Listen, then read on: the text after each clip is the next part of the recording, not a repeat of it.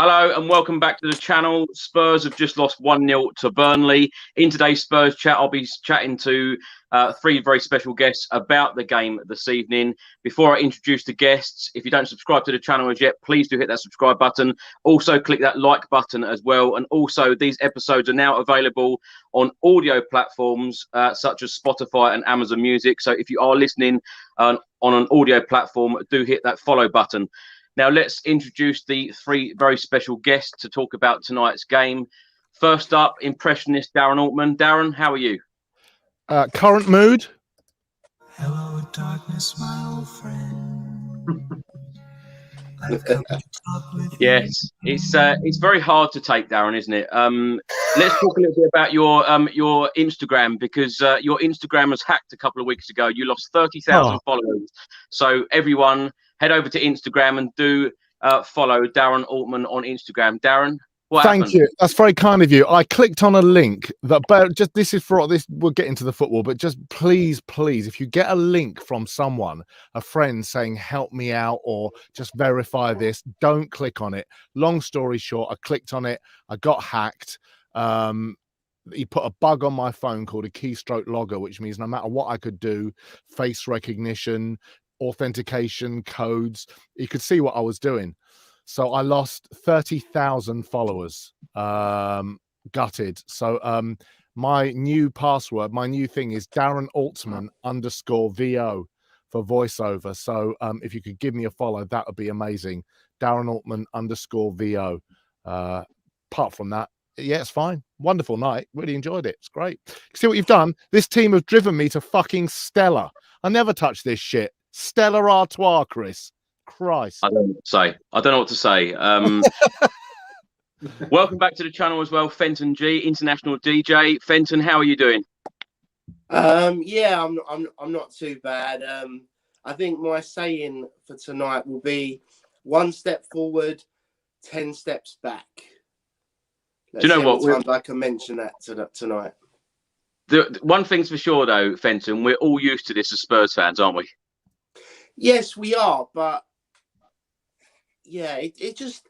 I was really excited to be on your show tonight, and I think this is the first time that we've lost. So I'm a bit upset, gracing everyone with my presence and losing, but I'm okay. I'm working hard. I'm very, very, very busy now. Everyone's having private functions and parties because that's what I focus on now. And no, apart from that, everything is, I've been taking my little one to Spurs, but we'll come on to that a bit later. But I'm good. I hope you guys are great too. Well, joining us for the very first time on a Spurs chat video, John Chambers, author and good friend of mine, author of a brand new Tottenham Hotspur book, Tottenham's 3 Lions for Club and Country. John, welcome to the channel and tell everyone about this brand new book. Yeah, hi Chris. For those of you who don't know me, I've worked at Tottenham for about 8 years now as a stadium tour guide since 2014 at the old White Hart Lane, Wembley, and now at the new stadium as well. And just spent about the last 3 years writing this fantastic book that we've managed to get out. It's quite a thick book, about 400 pages. I'll show you some of the pages a bit later on. But it's really seeing photos in there. There's over 200 photos, 420 pages, in-depth profiles of all the players.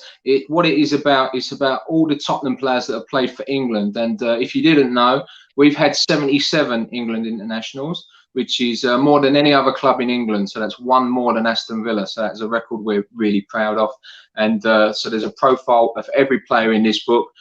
So there's Harry Kane, Bill Nicholson played for England as well.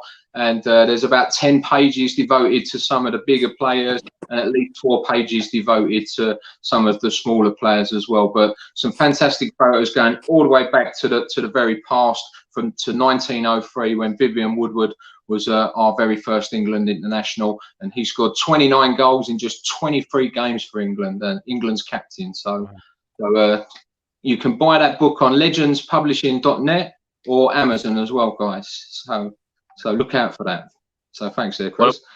Well, I must say, John, you sent me a copy of the book, so absolutely fantastic. Thanks so much for that. It is an absolutely brilliant book, a coffee table book that you can dip in and out of, a must for all Tottenham Hotspur fans, and we'll get some more information on you from you later on, John, on the book. Darren, let's start with you now. Tonight's results: Burnley 1, Tottenham Hotspur 0, Watford 1, Crystal Palace 4, Liverpool 6, Leeds United 0. Spurs remain 8th in the Premier League. We're 7 points away from the top 4. Before tonight, Burnley had only won 1 game at home all season. Spurs have now lost as many games as 18th place Burnley and our opponents tonight in the Premier League with 9. Thoughts on the game, Darren? Oh, I mean, we were all jeered up, you know. I tweeted, you know, I mean, it was like a party on Twitter, you know. I said, well, I tweeted, you know, what a wonderful place Twitter is, you know. It's like we'd won the you know, the League Cup, the UEFA Cup, Champions League, you know, what a display. We dismantled Man City comprehensively. The game plan just worked to a T. You know, and we were all licking our lips, you know, listening to podcasts, you know, it's going to be 3-1, 4-1, 4-2, you know, tonight, and it just didn't happen. I mean, for me, I thought that the reason that we had such a great victory against City was that they came out and he had a game plan where we got in behind them and not counter-attack him, but we were playing those balls, Harry Kane killer passes, splitting midfield in defence, and it absolutely worked a treat. Today, we were faced with a solid 4-4-2. They were hungry. The conditions were atrocious, and we couldn't break them down. I mean, I'm sure we'll, you know, talk about specific players later on, but it was, I don't know whether the hunger was, I don't even think it was a lack of hunger, Chris. I just think that they were so solid and resolute. Their tails were up from thumping Brighton 3-0 away, and we just couldn't do it.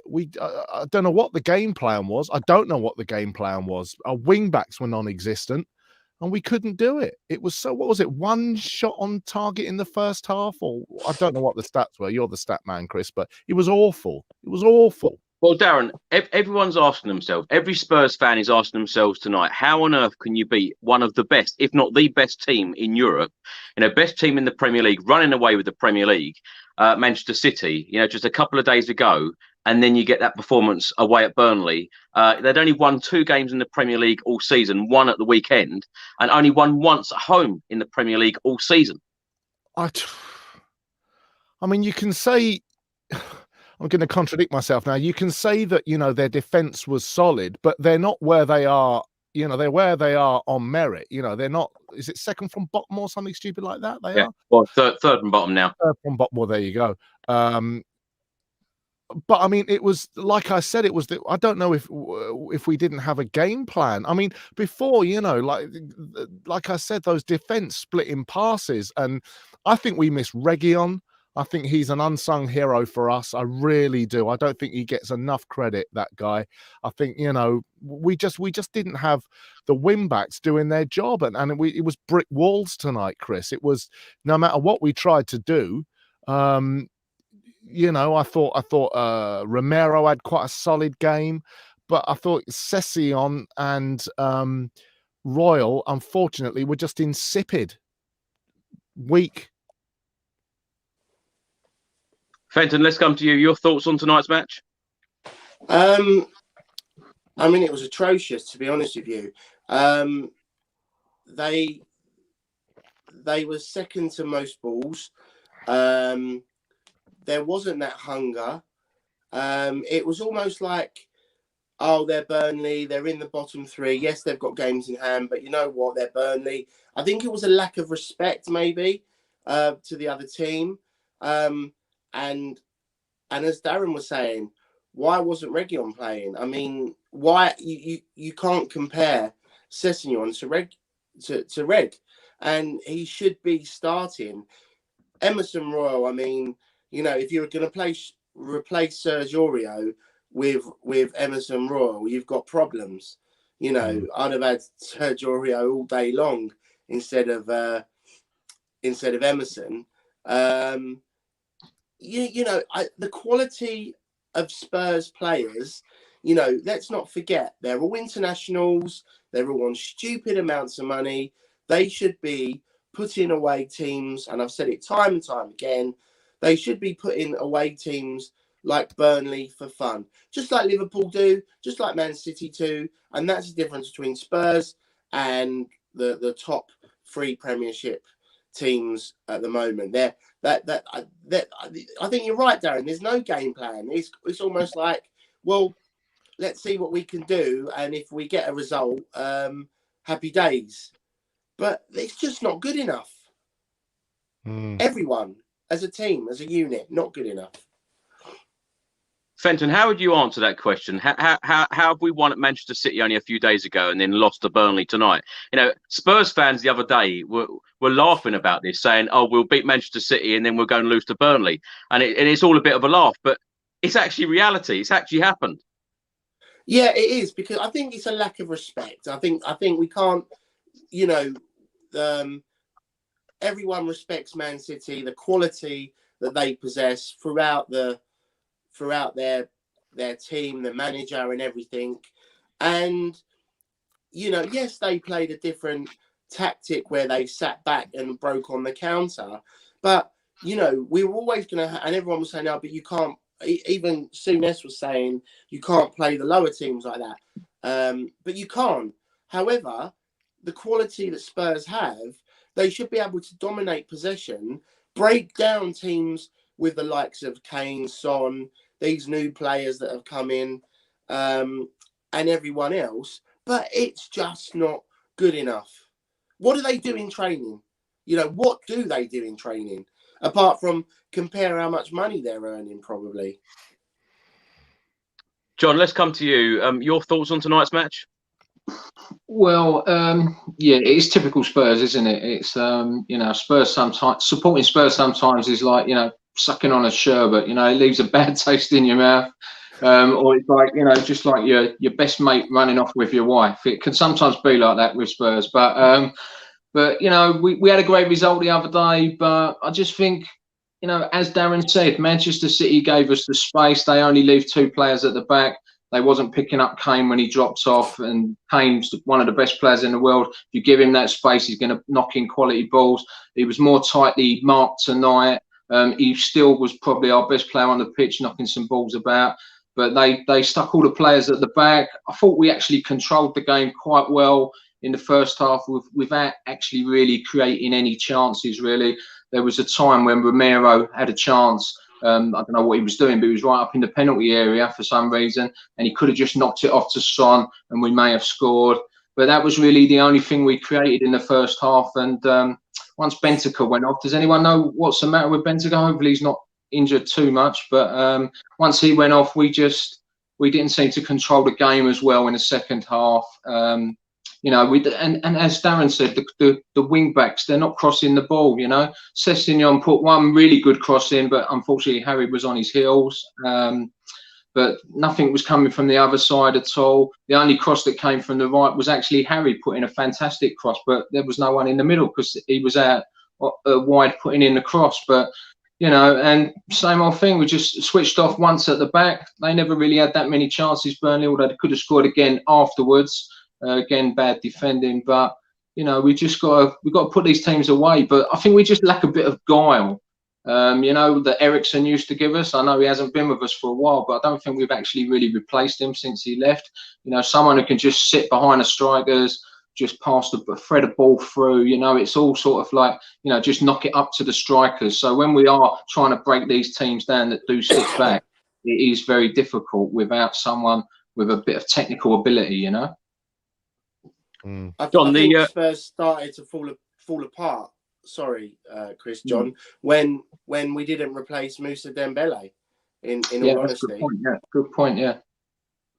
But the thing is, Fenton, we know that this team is capable of winning. It was exactly the same team as the one that beat the champions Manchester City at the weekend. John, let's come back to you. Possession today, 66% from Spurs to Burnley's 34%. We had 12 shots we had 12 shots to their 15. We only had 2 shots on target against Burnley, a struggling Burnley team. Why only 2 shots? Yeah, I just think, like I said, I think we actually controlled the game very well. But we just, you know, when we got wide, we never put the crosses in. Kulusevski got wide a couple of times. He cut back and tried to put crosses in, but we just couldn't seem to open them up. You know, and it's just lacking that sort of really creative player. You know, Son was maybe a little bit off the pace tonight as well, but you know, it's just a difficult game tonight. As you say, the conditions were bad. It was windy. It was raining. But you know, you should, if you're going to be, you know, top four now is, you know, we're quite a few points behind. We've still got a couple of games in hand, but you know, we're going to have to make sure we win both of them now, and we're playing catch up now. It's a little bit disappointing, but you know, I think we just need to wait until Conte gets his players in the summer. Hopefully, there's a few players, a few points of the team that need addressing. You know, I think we need a centre back, couple of new wing backs maybe. We are missing Reggie, like you said earlier. I think he's actually got. I think I read somewhere he's got COVID. Is that correct? I think he had it, COVID, yeah. And he was on the bench tonight. He was on the bench tonight. Yeah. Can I interrupt you, John? Sam Matterface, the commentator, has just tweeted in the last 15 minutes. The way that Antonio Conte just spoke to me now was clearly suggesting that he was going to quit as Spurs manager. And he quotes, Antonio Conte has just said, I have to talk to the club. Darren, your thoughts? I was reading that in the chat. I mean, if he goes, I mean, I don't. Let's just think it's hearsay and not hearsay, but conjecture. You know, let's just hope that you know, all being well, he sticks with us. We see this season out. We are where we are, and we crack on and get the signings that he wants in the summer. But I mean, if for some reason he goes, that'll be it with Tottenham fans. Levy and Louis and Enoch, that'll be it. You can't keep doing this to fans. I mean, like I've said before on this show, Chris, you know, regardless of what you think of Jose and his style of football, and you know, everyone's got their opinion on that. You know, he was a world-class manager. You know, Conte at the peak of his powers. You know, and if we balls this up, I'm trying hard not to swear. If we balls this up again, and he does go, that'll be it. That'll be it. I mean, then you'll start getting names like Graham Potter, and you're like, fucking really? Oh, it's awful. It's awful. There's more on this, Darren. Dan Kilpatrick with the Evening Standard has just quoting Conte and saying, I have ambition. I hate to lose. We have lost 4 games in the last 5 games. For me, this is unacceptable. I won't accept this. If we continue in this way, maybe we will have to pay great attention. We can finish 10th, 12th or 13th. And then Dan Kilpatrick then goes on to say, in a dramatic post-match press conference, Antonio Conte questions whether he is the right man for the Spurs job. And he quotes, maybe I'm not so good, and suggested he would need to speak to the club about the situation. Fenton, your thoughts on this? I don't think it's the manager. I don't think it's any of the managers that we've had. You know, you've got to take responsibility. It comes down to the players and the ownership. I think what Conte's just said, it's an embarrassment for him, and he's got a reputation. And is he gonna let a 2-bob club, which is how Tottenham are behaving, to ruin his reputation? Would it surprise me if he did quit? No, it wouldn't. It would be an absolute travesty, disaster. It would be horrendous. It would be terrible. But I don't know what needs to change at that club. You know, it's not right. Something somewhere needs to change, and I don't think it's the managers, because we've had about 3 managers since Poch, and you know, you've got Conte. Pochettino was, I thought, fantastic, and I guess he lost the changing room in the end. But are the players dictating to managers, are the players too big for their boots? There's so much questions. I'm I don't know where to start. But yes, sorry, Chris. Yesterday, sorry to interrupt, Fenton. Wasn't he completely, backing us and saying that his a lot of his comments were lost in translation, and that what an amazing group of players. He's never seen work with such an amazing group of, lovely guys and willing or hard working. Backtracking. He's being quoted, Darren. This is this evening. This is happening right now as we speak. Fabrizio Romano has just tweeted as well, and quoting Antonio Conte in the last few minutes, and said, maybe I'm not so good. Tottenham called me in to change things, but I'm too honest. We're doing everything to change the situation, but it's not enough. 4 defeats out of 5 is not enough. This doesn't happen to me. John, let's come to you on this news and Antonio Conte's comments. Are you surprised? I am quite surprised, yeah, but I mean, he is quite an emotional guy. He does wear his heart on his sleeve. So hopefully, maybe tomorrow he might rethink his comments. But it's very difficult. They got 2 new players in the window. They got rid of some players that wasn't really doing it for us. Were they the players that he wanted to bring in? Hopefully, they was. And but you can't do nothing about it now until the summer. So we're just gonna have to wait and see. I mean, I hope he doesn't quit, because he's a top manager and we need him to stay there basically. And we need Harry Kane to stay on next year as well. And we need to add some players. We've got some good players, but we do need some extra players in the summer as well. So hopefully he's just trying to maybe put some pressure on the people above. Hopefully that's what his plan is. I don't know. But the thing is, John, with these comments, what can really change? The January transfer window has passed. Yeah, of course, we've only got the summer coming up. And Conte has said there we could finish 10th, 12th or 13th when we've lost 4 in 5 games. And he has said it doesn't happen to him. Yeah, nothing can change now until the summer, unfortunately. But, it might not be a bad thing that we finished 10th this season, to be honest, because we could have, if we do get some players in the summer and we have a good go at it, and we could have a good run next year, without the distractions of Europe. We may not get into the Champions League now this season, but it could be the fact, do you really want to be in the Europa League or the Europa Conference League? That seemed to hinder us a little bit this season.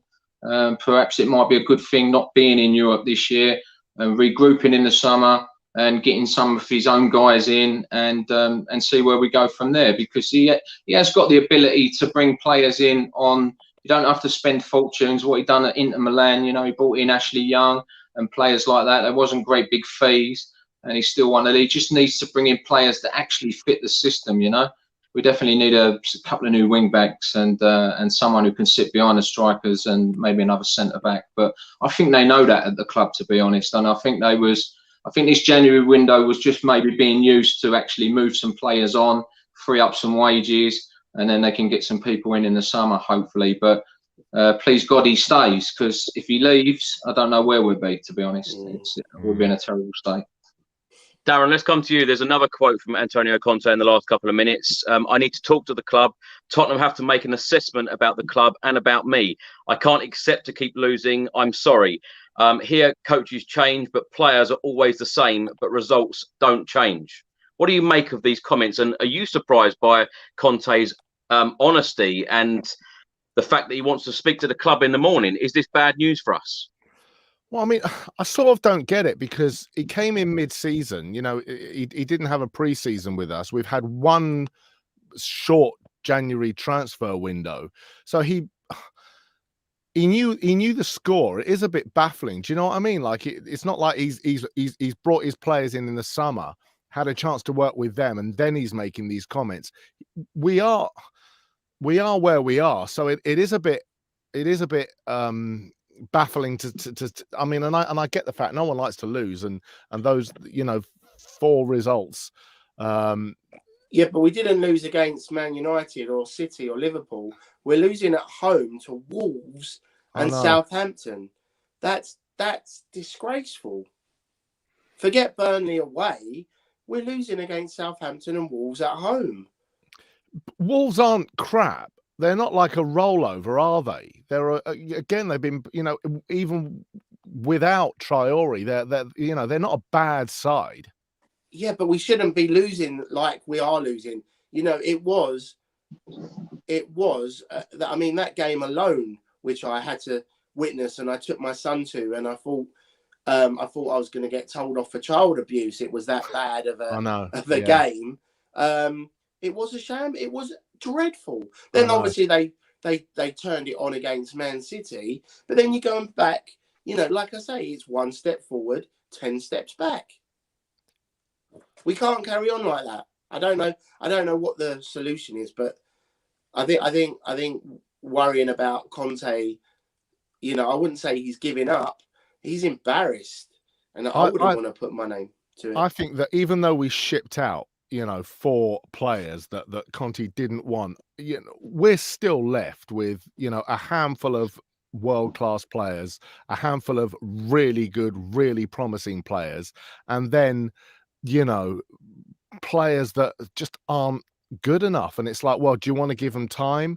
People like Sessegnon and Royal, you're like, you say, oh, they're young, they're keen, they want to learn, but it's like, you know, we need winners. He's not, and you know, and I know Raw's only 21, but he flatters to deceive for me. He really does. It's like, we need winners. You can't win anything. You can't get to finals if you've got people like Sessegnon on the left who just doesn't want to play a ball forward and can't beat people. You know, people maybe like tonight, you know, like teams like Burnley and Wolves are licking their lips, you know, just thinking, fucking hell, just carry on targeting the wings. They can't do anything. They'll pass it sideways and backwards. So there's the weakness in Tottenham. The thing is, though, Darren, with Antonio Conte, he hates having the conversations about Spurs possibly finishing in the top 4, because that's not what he's used to. He's used to talking about possibly winning the league, you know, the league title. Now, if we talk about top 4, which I didn't think we were going to do on this stream tonight, actually, but we've now played the same amount as Wolves, you know, games as Wolves, who are now 7th. They're a point ahead of us. We've now played less games than Arsenal, and they're in 6th. They're 3 points ahead. Manchester United are 4th. We've got 2 games in hand over them, but we're 7 points away. At this point in time, you know, after this performance, after this result, how confident are you of finishing in the top 4 if Conte stays until the end of the season? Me? Not. I'm not. I don't think we can do it. I can't. You know, it's like Fenton said. You can't have a step forward and then 2 steps back, and no. It's. I'm sorry. I'm not that optimistic. I'm not cloud cuckoo land. Fenton, how are you feeling about that? Statistically, it's realistic, but in reality, it's not. You know, not if they carry on performances like they have been. You know, we can't play off the back of one performance. Oh, but we beat Man City, the champions. You know, results, the table doesn't lie. And where we were like sort of 3-4 games in hand with like 1 point away from top 4, okay, it's 7. Yes, it's realistic. But, you know, I thought today was an easy 3 points. I'll be honest with you. I didn't have a doubt in my mind. You know, and it's an impact. I thought we were going to win 3-1. You know, Son, Kane, they're on fire. You know, what have actually Burnley got? You know, and yeah, we've got Leeds away on Saturday, lunchtime, but who have just lost 6-0. But what are we going to do against them if we can't even get a goal against Burnley? I mean, I'd love it to happen, but yeah, I think like what John said, not being in Europe would be fantastic, but then it's a double-ended sword. What players can we possibly attract if there's nothing to be attracted to? Oh yes, we've got a lovely shiny stadium and the best training facility in the world, and obviously the stadium, but that's not good enough. People don't care about what training facility they've got or what stadium. They want to play against Barcelona and Real Madrid and Munich on a Wednesday night, not Burnley away and these silly whatever other lower teams. You know, that's, as a footballer, they want to win things, yes, but they're all about the Champions League. John, let's come to you. What do you think Antonio Conte means by here coaches change, but players are always the same, but results don't change? I don't know really. I just think he's just maybe saying that they're not getting in the players that they need to get in. But I don't see why. I don't know why he's come out with these comments tonight, really, because I know he's very upset, like we all are. We've lost tonight, but there's not really much you can do now until the summer. You know, you've got the players available. You need to sort of maybe make them fit into. Maybe perhaps we need to change the system to actually fit the players that we've got in the meantime, and then next year, if he hopefully gets the players that he wants, so we get the wide players that can put the crosses in, then go back to what he likes to play with a 3-4-3. Maybe we need to go with maybe a 4-4-2 or something until the end of the season. But you know, sometimes it seems like it's a little bit like you know, square pegs in round holes at the moment. You know. Darren, let's come to you. Benedict writes on the screen now. Burnley drew with Arsenal away and United at home. Bad time to play them at the moment because they are on form. Our overhaul is going to take years. Now, if Antonio Conte is still with us in the summer, are you expecting big things, and are you expecting him to build a championship-winning side that he desperately wants? Well, like I've said to you before in the past, Chris, you know, my glass is always half full, believe it or not. And I always think that when we get beaten or battered, you know, I always think, well, you know, we've got to learn by those mistakes and we'll come back. We've got to come back, you know, as people love to say, you know, we go again. But I'm hoping, I mean, if he is here, I'm hoping that he'll have another clean out and get the people he wants in with Paratici. And, you know, but I mean, you know, as long as Levy's at the helm, I mean, what are the chances of us getting the players that we need? Absolutely targeting, you know, a backup striker, a right back, you know, someone in that number 10 position. You know, we're sorely lacking players in these key positions. And you'd like to think, I mean, I said it, you know, with Jose and it didn't really happen, but you'd like to think that when they, you guys will probably know more than me, but you know, when he's signing a contract and he's got his lawyers there and he's putting his pen to paper, you know, surely he's got to have a clause in his contract that says there's got to be X amount available, or you know, it's up to me to decide, you know.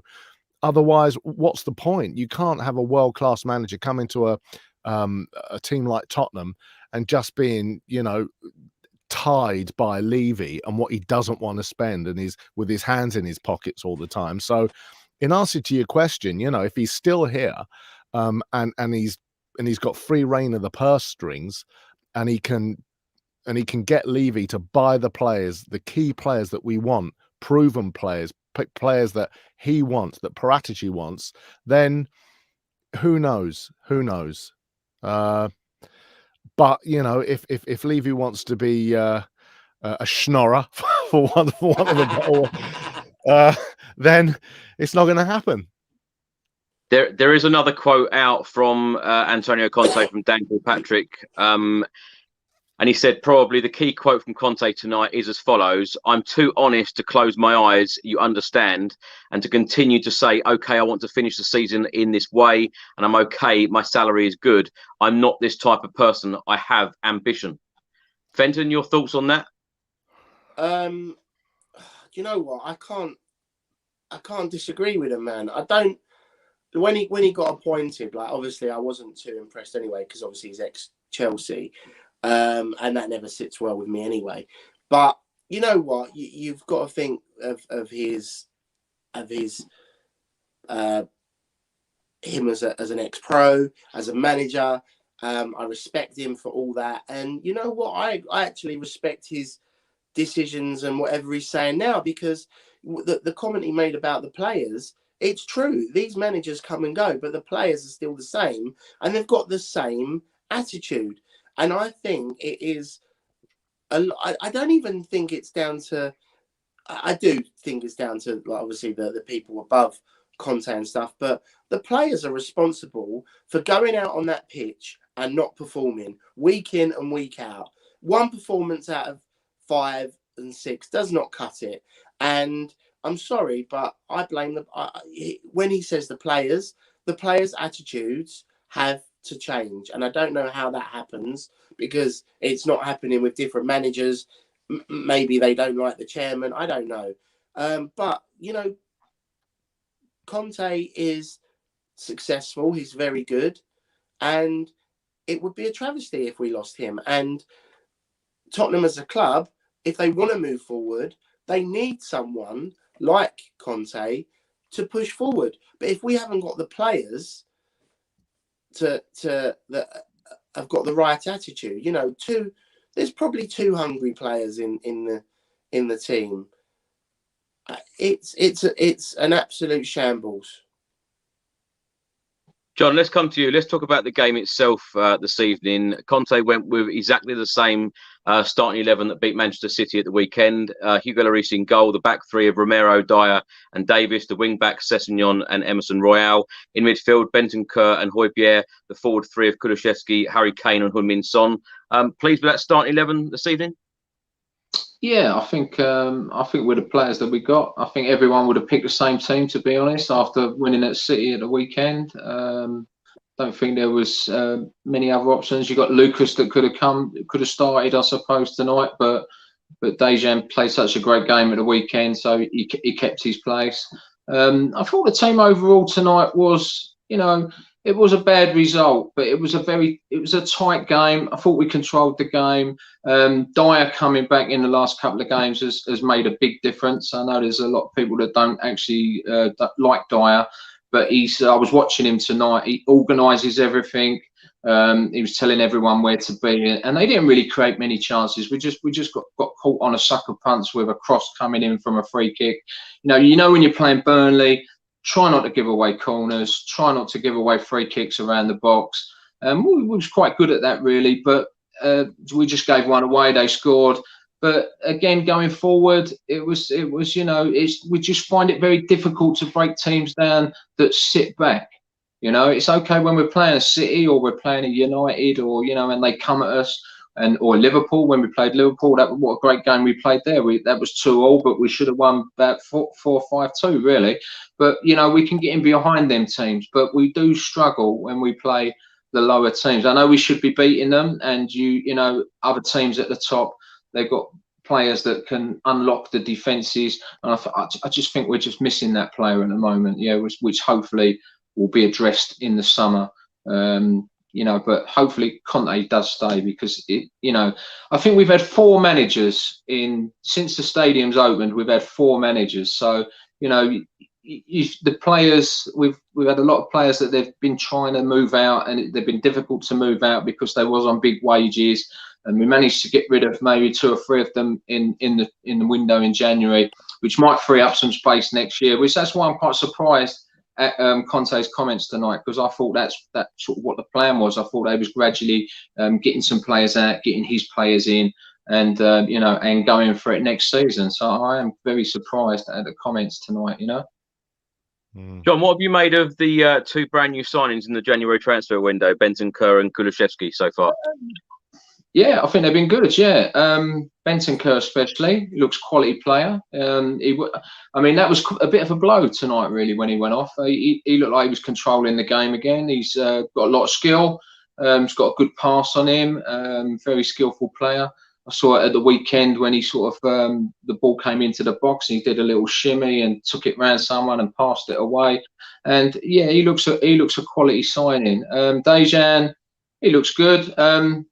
Not the fastest, but he looks quite strong, and he could fit into a team pattern. But like I say, again, we need wing backs. We need, you know, Reggie's okay, but we definitely need someone on the right who can put a cross in. You know, we've got one of the best strikers in the world playing for us, and he used to live off Kieran Trippier's crosses when Trippier was there. He scored so many goals from them crosses. And just them crosses are not coming in anymore, and I think that's a big feature our play. I mean, that's why I said maybe we should, for the time being, until we can get some wing backs in that can put the crosses in, maybe just go back to a 4-4-2 and maybe try and play Bergwijn on the wing, or Lucas maybe, who could maybe put a cross in as well. But it's just, yeah, it's just difficult at the moment. But we shouldn't be losing. You know, we lost 3 games in 4 against teams like you say, average teams really. And that's really hurt us, you know. If we'd have won them 2 home games, which we should have done, we'd be 4th now, and we'd have games in hand as well. But so it's very disappointing tonight. I did actually think we was going to win, but I did think it was going to be tight. I thought it would only maybe be 1-0, 1-0, possibly 2-1, something like that. But yeah, but we didn't really create much, did we? To be honest. Darren, let's come to you on the lineup. Same question. You mentioned Reguilon earlier. Of course, Sessegnon played instead. Are the fullbacks Emerson Royale and Sessegnon doing enough for you? No. And like I said, you know, I don't want to come here and start coaching our players. You know, that's not the aim of the game. But I just think they're weak. And I know Sessegnon is young and Royale is young, but they're not doing their job. And I'm just, you know, the worry is that when we play certain teams, like, you know, as Fenton said, you know, your Wolves, your Southamptons, your Burnley, that we get found out, and that managers are saying, right, it's Tottenham, guys. You know, it's like the Alex Ferguson quote. Don't worry, lads, it's Tottenham. You know, and I bloody hope that, you know, all the managers, when they're planning the game against us, go, right, they haven't got any wing backs for starters who can't cross. Do you know what I mean? So, I think Reguilon's an unsung hero. I like him. And like John said, you know, we just lack that. You know, it wasn't that long ago that we had Kieran Trippier, that we had Kyle Walker, that we had Danny Rose. You know, these are our strengths. You know, teams couldn't cope with that.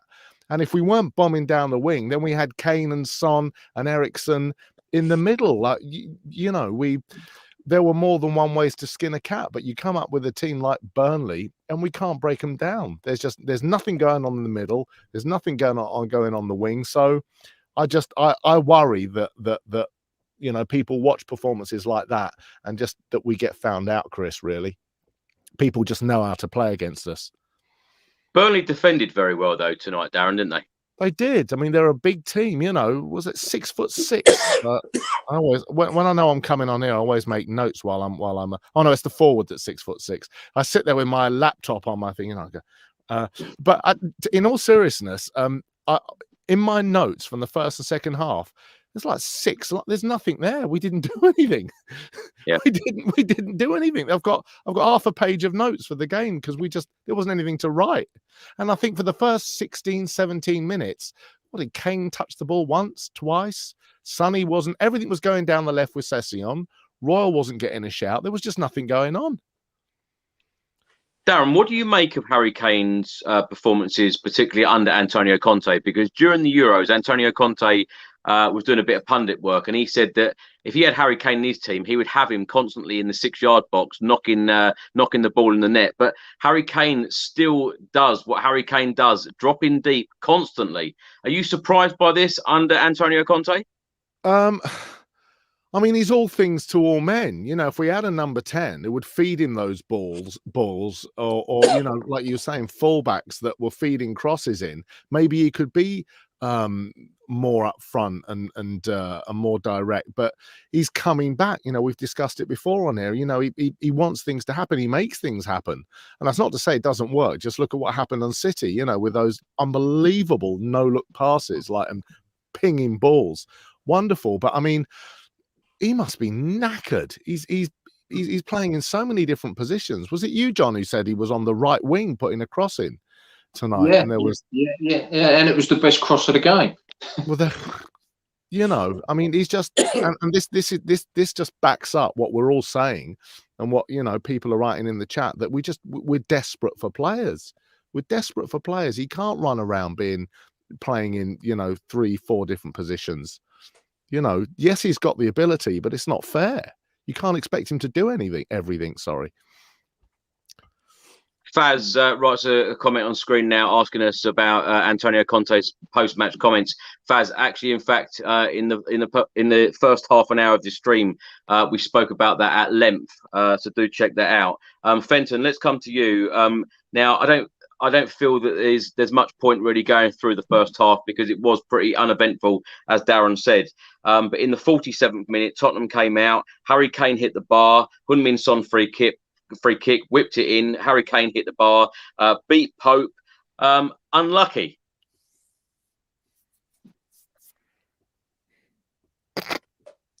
You know, is that it? To be fair, yeah, you know, but he, you know, we should be creating chances like that against teams like Burnley every few minutes. You know, we've got one of the best strikers, if not the best striker in the world, under our feet, with someone like Sonny, who, you know, the guys have got like 36, you know, combinations between them, like helping each other or whatever it's called. And I mean, you wouldn't think they've got a status like that going on the performance of a Burnley game. You know, we're not, you know, at least Reggie puts the ball in there. Why is he not? Why is Sessegnon play? He's not good enough playing ahead of Reggie when Reggie does, you know, like that cross he put in against West Ham last year when Kane headed that in. I remember that really well. But okay, Emerson Royal on the right. I possibly would have played instead of him, like John was saying, go for a sort of a 4-4-2 and play your traditional wingers and have someone like Lucas who can knock a ball in there on the right or left or whatever they want to do, and go from there. I don't understand how the quality of players we've got in a starting 11 can't play together. Like, what do they do at training? Surely they work on set pieces, crossing the ball, people getting into positions. You know, we're all football lovers. We've all played the game. We all watch the game. But we sit there watching Spurs and we just sit there like with our mouths probably wide open going, well, why are they not doing this? Why are they not doing that? I mean, if it's obvious to us, surely it's obvious to the players and the management and the coaching staff why we're not playing to create more chances. Because we don't have the quality, Fenton. We just don't have the quality. As long as you've got. It's so, and that's what the frustrating. We have got quality though. That's the thing. But are they individuals that can't play as a team?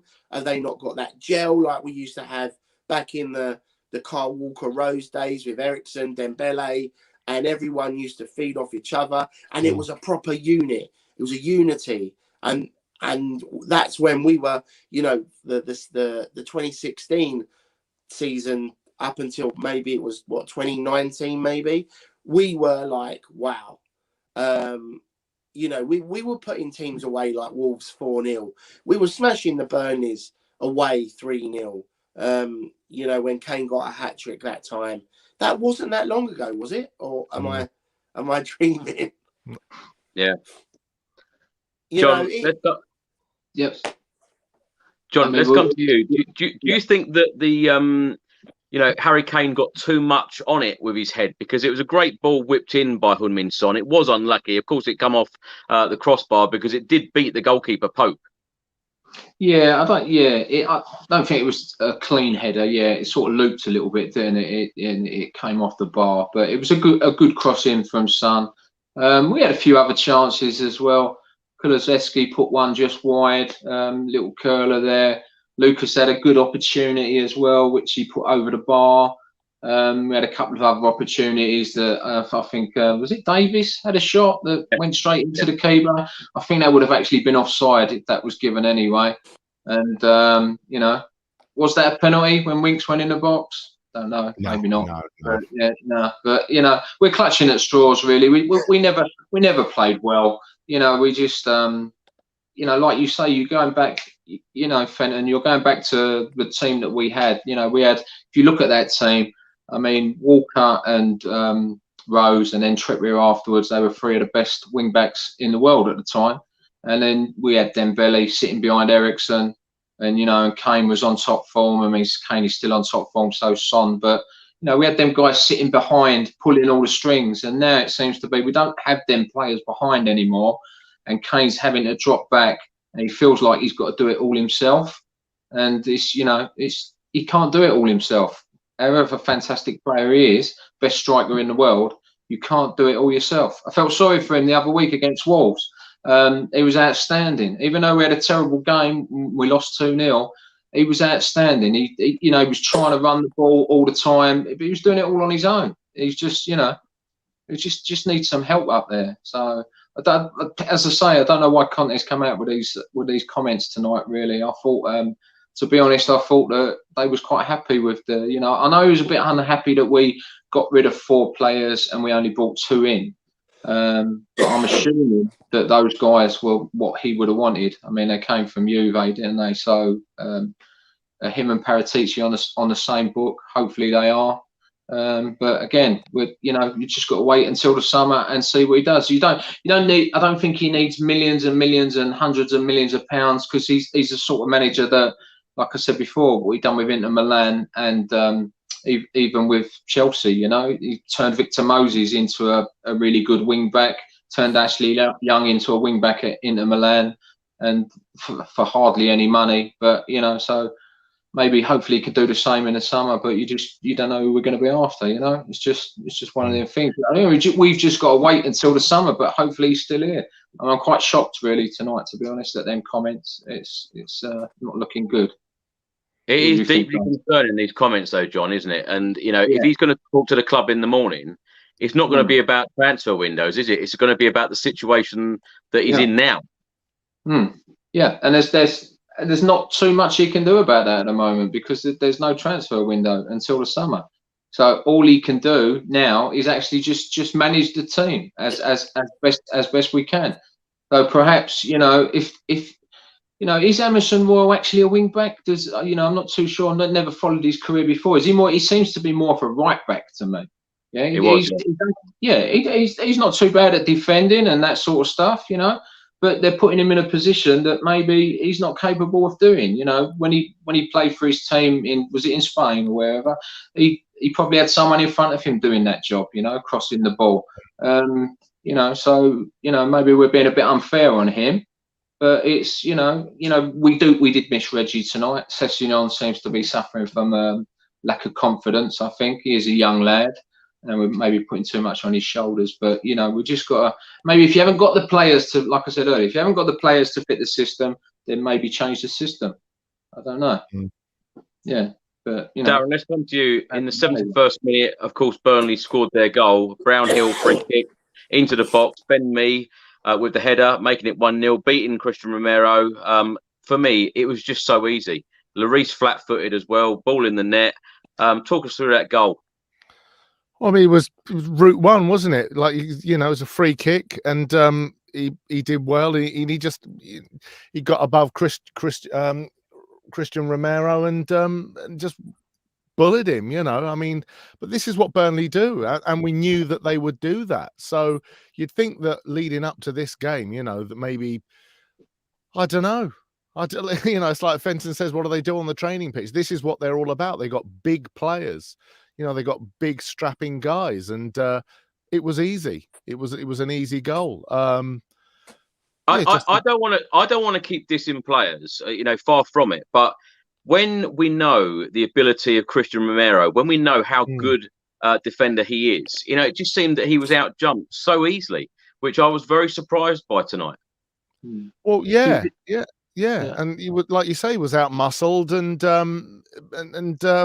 Mee, it was Mee, wasn't it? Ben Mee, he just wanted it more than him. It was as simple as that. And I just don't know why we weren't more prepared. So, you know, it's a training pitch goal, isn't it? That. Do you think, though, Darren, that this is Antonio Conte's problem in the fact that he thinks that a lot of these players do have limitations, and he knows that he's not going to get the best out of half the squad that he's got? Is that the problem? Well, like I said before, I don't want to repeat myself, but he knew what the situation was. He came in the middle of the season. He had one short January transfer window. So these comments, if we'll obviously get offline and read them and digest them.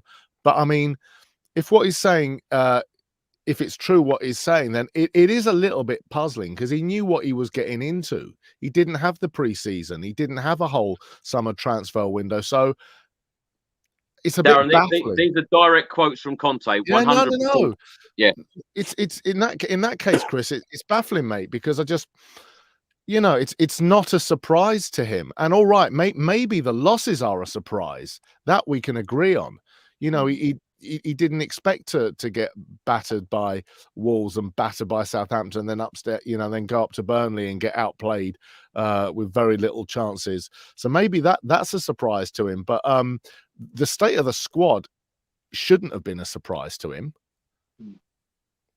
Like I said, if he's here in the summer and we see all the wheelings and dealings and if he doesn't get the players that he wants in the positions that he wants, then we got trouble. I mean, all we can do is just be optimistic and think that he's got him and Paratici, let's call the whole thing off. So we can only hope that they get the players they want, and then we can kick on. We'll have a full free season. We'll get the players in those positions. Maybe we'll get rid of some more deadwood, and then we'll see we are next season. But this shouldn't be a mystery to him. Do you not think, guys, though, that it's as we all know, he's a very emotional guy. As you see him running around on the touchline, all over the place. He hardly ever sits in his seat. He's very emotional. He doesn't like losing. And I just sometimes get the feeling that he's just in the heat of the moment. He'll say things, and then maybe over the next couple of days, he might sit down and reflect about it and maybe think, because like you said, it is puzzling. He knew what he was getting himself into. And it could just be a case that he's just, lost his head tonight. We're all upset, and he's just come out with some comments that hopefully that is the case. I don't know. I know what you're saying, John, but 4 defeats in 5 Premier League games. I know. The way that we lost those 2 home games. Can I just ask all 3 of you very quickly, just give me a quick yes or no. Do you think Antonio Conte will be manager of Spurs for the Leeds game on Saturday? Yeah. Yeah. Yes. Yeah. I hope so. Okay. Do you think he'll be manager at the end of the season? Yeah, because how long's his contract? How long's his 18 contract? months. 18 months. Until the end of next season, May 23. I mean, for him to walk, like before he's had a full transfer window, just doesn't make sense. It just doesn't make sense to me. I couldn't see the logic in that. Even if we don't get top 4, which chances are we won't, and we don't win the FA Cup, this isn't this. I'm not saying you can write off the rest of this season, but this is a learning curve for him, and then he gets going after the summer with a pre-season and a big transfer window. We hope. So, I mean, we've been saying for the last few years, we're right off this season, next season. Yeah, it's been next season for the last 3 years. Yeah. Next season. But what changes then? What changes for you, Quentin? I don't know. All I know is the club's in a mess and it's not enjoyable. I like Conte. When I'm sitting in the North Upper Stand and you can hear all the Spurs fans singing, but you can still hear him giving the directions and screaming and shouting at his players. You got to commend that. You got to commend that man. That man wants to win. That man wants to take Tottenham Hotspur to that next level. And if that's going to happen, let Conte dictate to everyone else, not other people dictate to him, because if anyone can make it happen, it's him. And you can see that from, when I'm sitting in the North Upper and you can hear all the crowd singing and what have you, and you can still hear Conte screaming at his players and running around, pointing and doing this. That is someone who wants this club to be better than it is. Yeah. Benton, do you think that all of the players are doing exactly what Antonio Conte wants on the pitch, what he's demanding of them? No, I'd probably say a couple are, and I think the results and the way I'm watching the team perform reflects that. I think the players, there's some the players surely are not listening to what he's saying. Surely they can't be. They can't be for seeing what I'm seeing. I may be wrong, but I would say more than likely no. John, with all this talk about Tottenham Hotspur possibly finishing in the top 4 at the end of the season, particularly after that game against Manchester City on Saturday, realistically, where do you think Spurs will finish? That is such a difficult question to answer because after Saturday we was all hopeful, weren't we? We all thought we was going to kick on. We thought we was going to win tonight and maybe put a little run together and possibly push for the 4th position. But I don't know, the way it's gone, like you say, last 3 or 4 results apart from the City match, United have got 7 points on us now. I know we've got 2 games in hand, but we're going to have to win both of them and carry on winning as well. So I possibly think top 4 might be beyond us now. So, but unless we you never know with Spurs, we could suddenly win 3 or 4 games on the trot. But the way it's looking, I just don't know. I don't think we'll make top 4, to be honest. Not this season. What don't end up Sorry? I was going to say, what teams around us are you most worried about? Well, West Ham are not in good form. Man United is sort of picking up a little bit now, even though we've got the 2 games in hand, but we're under the pressure to win them both. That's the problem. What are them games? It's Brighton, isn't it? Brighton and the lot from down the road that didn't turn up. So I don't know. They're how many points are they above us now as well? Arsenal. Yeah, 3. Is it 3? And we played a game more now as well. So they seem to be winning a few games as well. So it's difficult the form we got at the moment. I think going back to the game tonight, I thought you saying about the goal. I've never liked the zonal marking. Do you like the zonal marking, guys? I just feel that that players like me and that they get a run, over to the top of Romero. Our players are too static on the zonal marking. I think they can just pick up a player, and I've never liked that, to be honest. And we do let a lot of goals in from corners and stuff, don't we? But we did look better tonight defensively with Dyer, but we was just poor going forward.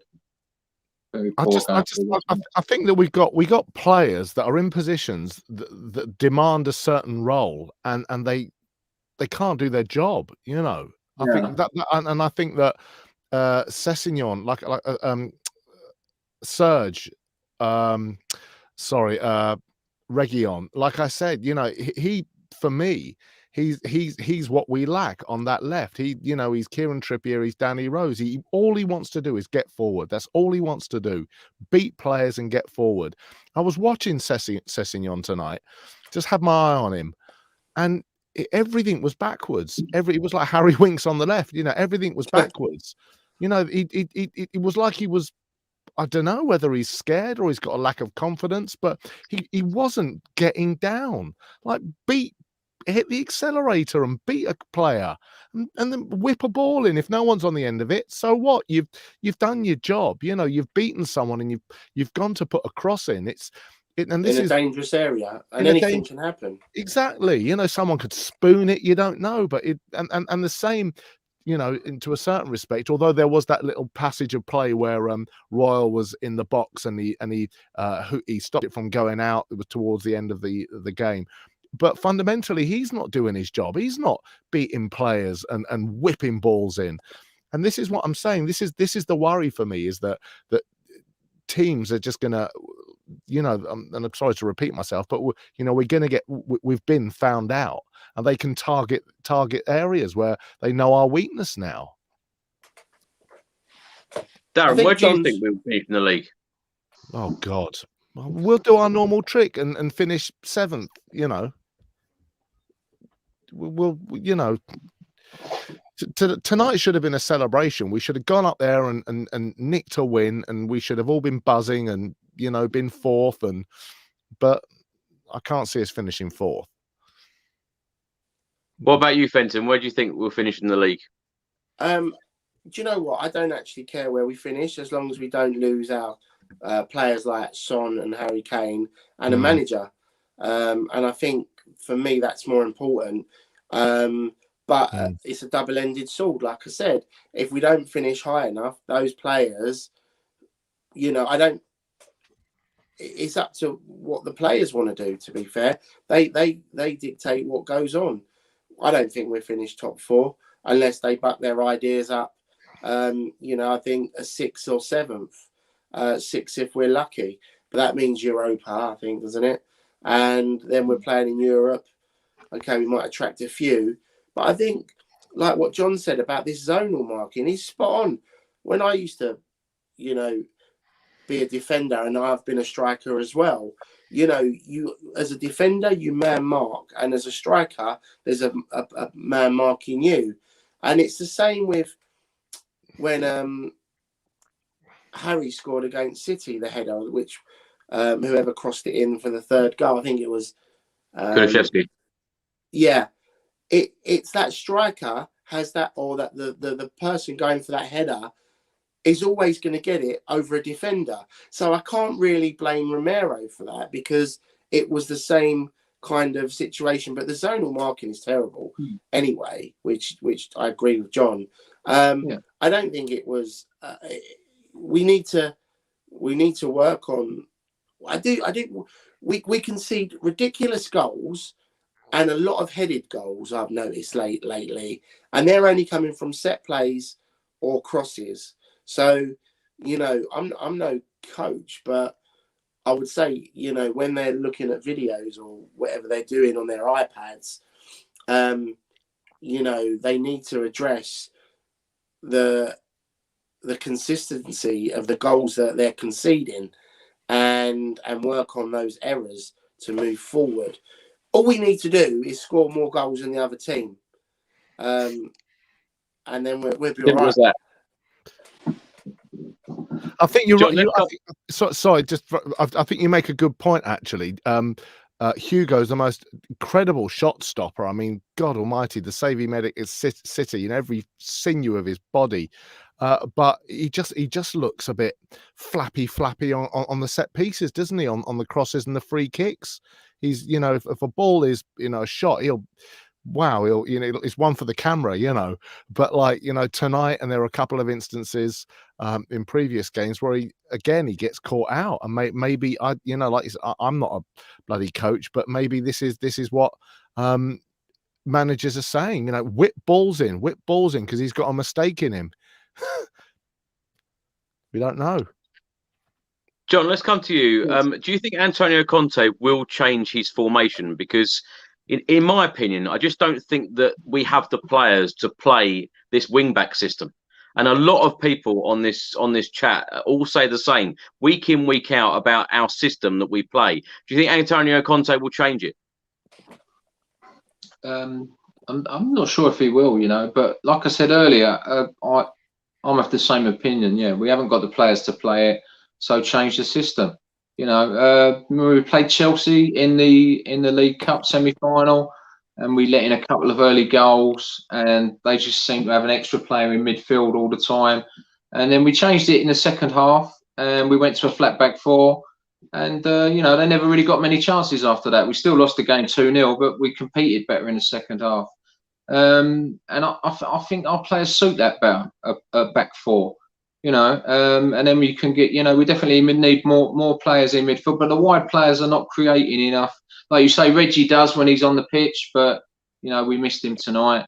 Sessegnon is just he's suffering from a lack of confidence, I think, where he's not been in the team for a while. He's had a few injuries. Doesn't look the same player, does he, that he was at Fulham, to be honest. But I mean, he maybe needs to go off on loan and play somewhere and come back. I think there's a player in there, definitely. But Emerson just seems to be a right back, and you know, he doesn't seem to, when he gets forward, doesn't really want to cross it. So yeah, but whether Antonio Conte will change, I'm not so sure. He seems to be sort of stuck with a three at the back, doesn't he? Which is his system, but perhaps he maybe should consider changing it, perhaps. But yeah, but I didn't like the three up front as well when Lucas was playing up there. I felt there was a big disconnect in the team. It seemed to be where we haven't got the player behind to actually really create anything. It was just like give the ball to the three guys up front and let them try and create something, try and score a goal out of nothing. And when sort of Lucas didn't play against Man City, I love Lucas. I think he's great. He always gives 100%, and he's a fantastic player. But it was better at the weekend because we had an extra player in midfield. But I don't know. But tonight they just sat back. They just sat back and defended, and we found it very difficult to break them down, you know. But on another night, we had a couple of chances that maybe could have gone in, but we just, like you say, it's not. We're not playing too well. I don't know whether they've all got a lack of confidence at the moment, but we just need to see what can happen. But hopefully the manager doesn't walk. That would be a. But I don't know what we'd do if that would happen, to be honest.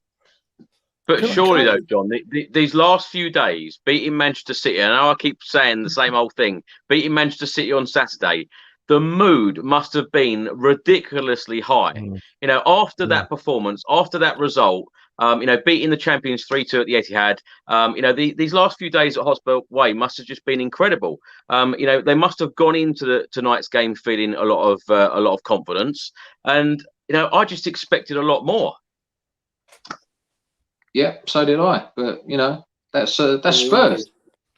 John, what do you think? What do you think these players, these group of players tonight, you know, going back on the coach or by plane, you know, what do you think that these players are thinking right now about Antonio Conte's comments? They must be surprised. Well, yeah, they're probably just as surprised as us, to be honest. Yeah. I hope they're all on the coach or the plane or whatever. I hope they're all upset that we've lost. You'd like to think that, but they should be. But yeah, they must be surprised about the comments. Yeah, I'm very surprised because, like Darren said earlier, I can't believe. I think he must have known the situation when he come to the club. Yeah, and we've moved some players on in the window, and they must be lining something up in the summer. Otherwise, he wouldn't have come. But unless something's going on in the background that we don't know about, you know. But you know, only time will tell. But as I said earlier, I do think he can be emotional, and maybe it's just maybe he's just lost his head tonight, and you know, in a couple of days' time he'll calm down, and then we go again at the weekend. But that's going to be a really difficult game now as well, because did they lose 6 tonight? Yeah, 6-0. Yeah, so they're going to be really up for it, aren't they? So you know, but then again, they attack, don't they? So it might be a different game, might play into our hands. You know, we might be able to counter attack them, maybe get a result there at the weekend, but we do need to break teams down. That seems to be the problem. You know, you're getting it at home as well. They're coming there, they're just sitting back. Fought against Wolves, we sat back too much as well, to be honest. We had a 5 at the back a lot of the time, and against Southampton, we was in a back 5 a lot of the time. Gave Ward-Prowse too much space across the ball a couple of times. You know, you've got a quality player there. You do not let him cross the ball. You know, you've got to get closer to him. But the wing backs were too far back on that occasion, and you know, so there's just, you know, they all need you know, they've got to work on them in coaching. You know, if they're not used to playing these positions, they need to be working on them in the training and sorting it out, or actually changing the system. But going back to your original question, Chris, whether Antonio is going to change the system, I don't know, to be honest. What do you think? I've no idea. Do you know what? I feel extremely worried right now about our managerial situation, because I think if we go from Pochettino to Jose Mourinho to Antonio Conte, if it doesn't work out with any of them three, I tell you what, I don't know what to expect next or what to hope for next. I really don't. Darren, you wanted to be able to apply for a management role. Sorry, Fenton? We all might be able to apply for a management role. Chris, the other thing, the point I wanted to make is I can't remember the last time we came out the traps, and like you said, it should have happened tonight. I know we were away, but we always start so slowly, you know. Like tonight, we didn't do anything for 20 minutes, 25 minutes. There wasn't anything going on, and I don't understand why we can't get up for a game and, you know, really attack a team from, you know, and like boxers do, you know, when they come out and they just a barrage of punches. Why don't Tottenham do that? Why is it all this sit back? Is that a tactic? Is this? Well, is it's this, funny because if you watch the Amazon documentary, you know, everyone thought it was Jose Mourinho constantly telling the team, you know, not to attack and to sit back and defend. It wasn't him. He said it was the team. So, you know, are these players doing exactly the same under Antonio Conte now? It's very strange. I'm fed up of seeing like 15, 20, 25 minutes go by. We were atrocious against Southampton. We were like a fucking, excuse my French, like a sponge, you know. Like why do we have to watch this team just sit back and soak up pressure and go a goal behind and then go another goal behind? All right, Leicester was, you know, what a performance that was to claw it back. But I mean, I don't get it. I don't know, like, why we can't, like you were saying, guys, you know, why we can't, you know, look at Southampton and look at Wolves or Burnley and just think, do you know what? We'll have it for 15, 20 minutes. We'll open them up. We'll get a goal and then they'll come at us and then we can do the old, you know, sucker punch thing. But we're so slow, and we've been slow for months now, years. Yeah, it is. So frustrating to watch. Let's talk about our next Premier League game. Of course, Leeds United on Saturday. They just lost tonight at Liverpool 6-0. 12:30 p.m. kickoff at Ellen Road, the early kickoff. Leeds are currently 15th. They've played 25. They've only won 5. They've drawn 8 and they've lost 12. Their goal difference is absolutely horrendous. I think it's minus 27. They've got 23 points. They're only 5 points away from the relegation zone. John, let's start with you on this one. How do you see this game going? Do you think Antonio Conte will still be in charge? Do you think he will change the team if he's still there? And can Tottenham Hotspur win this match? You know, it's now 4 defeats out of our last 5. Yeah, I think Antonio will still be in charge, and like I just said, it will be a more open game. Bielsa only plays one way, and that's attack. So we should be able to get behind them. But you know, would they beat us last year? Was it last year they beat us 3-1? Yeah. So you know, so again, another difficult game. But you just can't call Tottenham at the moment, can you? You know, you think they're going to win, and when you think they're going to win, they lose, and when you think they're going to lose, they're winning at the moment. So it's a strange one. You know, I always think we're going to win, to be honest, but then sometimes they don't. Like tonight, you know, tonight was a bad night. Hopefully they'll be up for it. They'll be hurting, and they'll get a result at the weekend. But you just can't call their results at the moment. And whether he changed the system or change he'll probably bring in a couple of new players. Maybe Lucas might start or Irvine might start, but you know, we don't have that many options, though, Don, do we? No, not really. No. But maybe we should go back to, like what I said. Maybe we should go back to a 4-4-2 and just stick Lucas and Irvine out wide, and at least they can, you know, they should be capable of crossing the ball, you know. But difficult game at the weekend, I think. What's your score prediction, John? Go on, I'm going to say we'll win 2-1. Come on, I'm going to be positive. Darren, let's come to you. Same questions to you.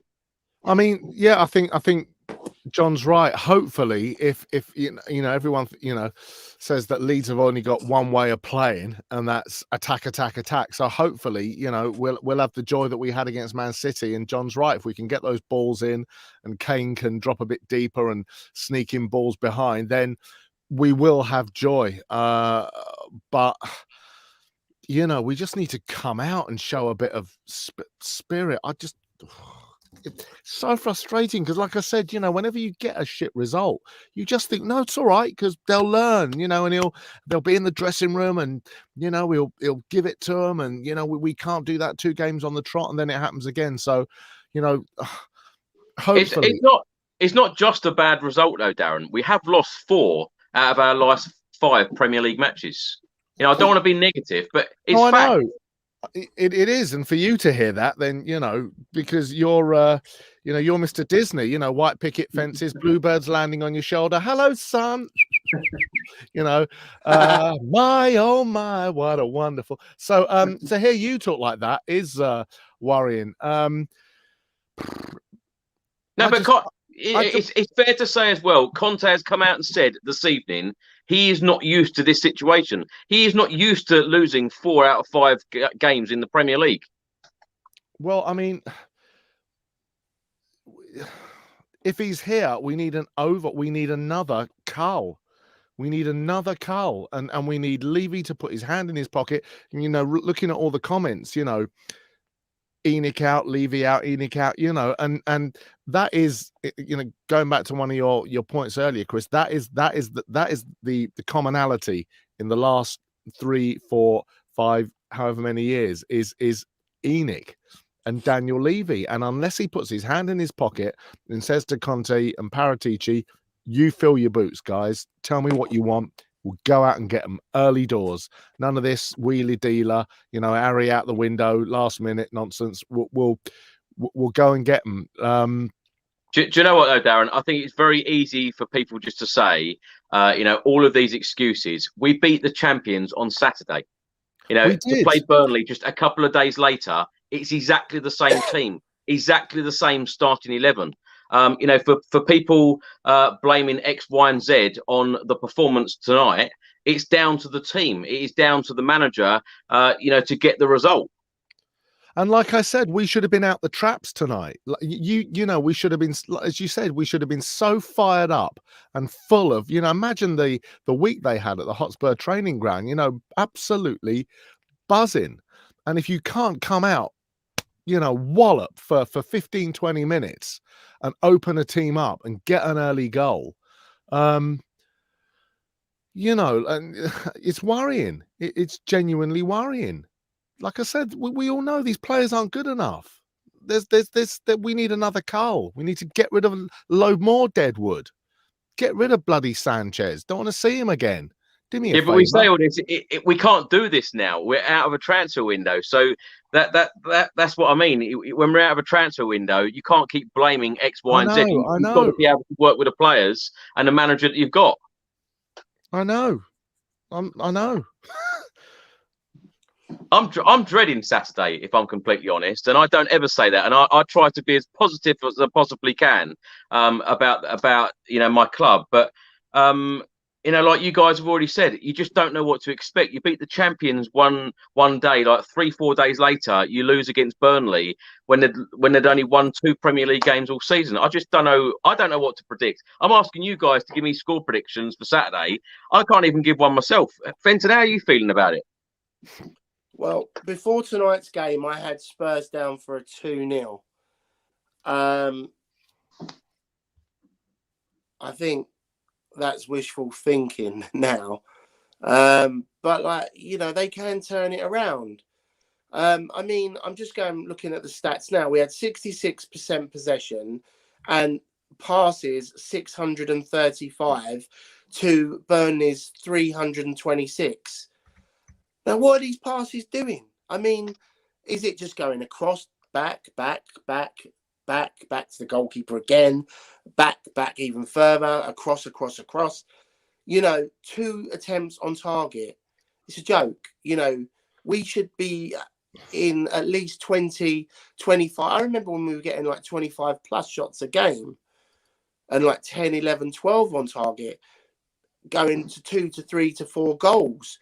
Seeing Spurs score 4 in a match would be like, I remember when we done Southampton 6-2 or whatever the score was on Boxing Day.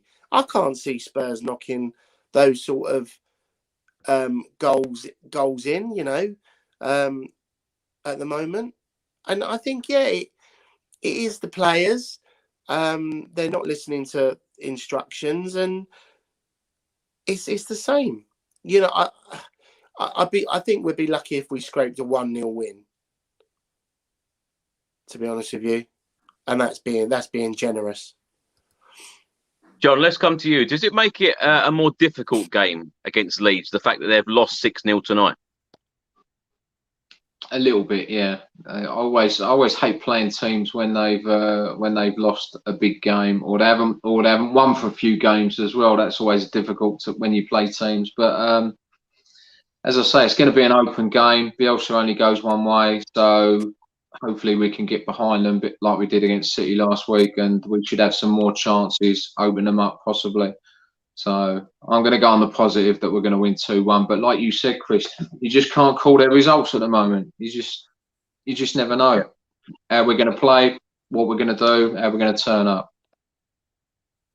John, you mentioned earlier that you're a tour guide at the Tottenham Hotspur Stadium. Tell us a little bit about that and what it's like working at the club. Yeah, it's fantastic. Yeah. I've done that for 8 years now. Used to only do it sort of like part-time because I drove a London taxi as well, so I did that just a little bit. Then when we went to Wembley, went there, did match day tours, which was pretty good as well. So I walked around with the legends, and today I took Graham Roberts around today. We did some legends tours. Clive Allen was there as well, so you get to interact with those guys, which is great.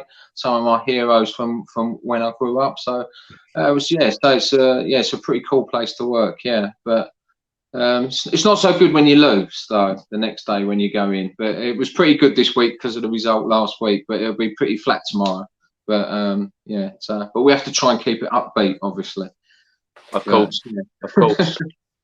John, tell us a little bit more about your book and show us a few of the pages and tell us why you started writing this book.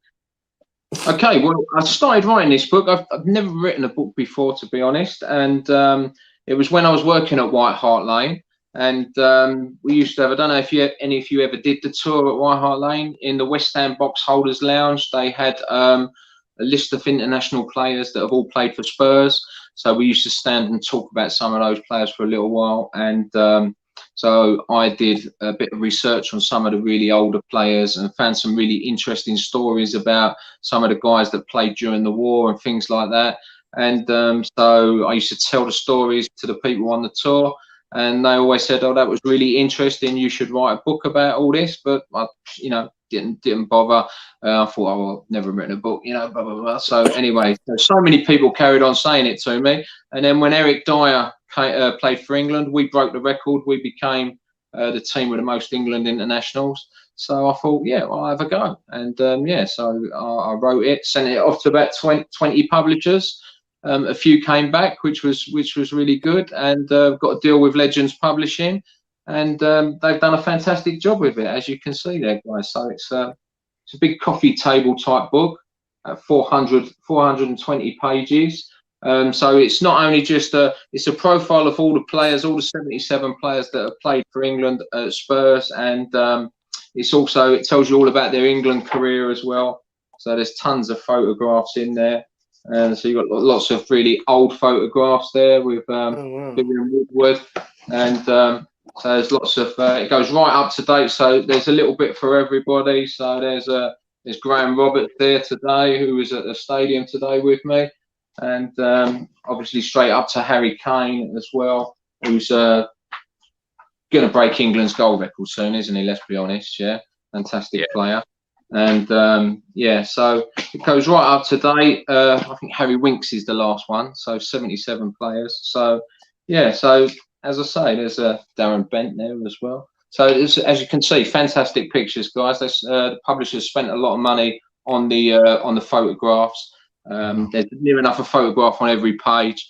Lovely glossy pages as well. It's an absolutely fantastic product, and hopefully, if you do buy it, you'll enjoy what I've written about all the players as well. So there's lots of news articles in there. It's really been researched all the way back, and lots of stories that you may not have heard about the players as well. There's an interview with Alan Mullery, Gary Mabbutt, Graham Roberts, and Mickey Hazard in the book as well.